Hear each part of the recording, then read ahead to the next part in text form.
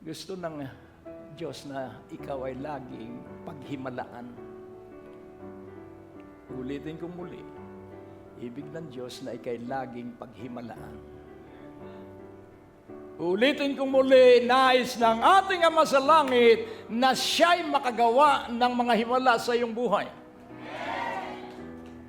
Para ikaw ay maging masigla, para ikaw ay maging matatag, at para ikaw ay maging matibay, kailangan lagi kang una sa gawain.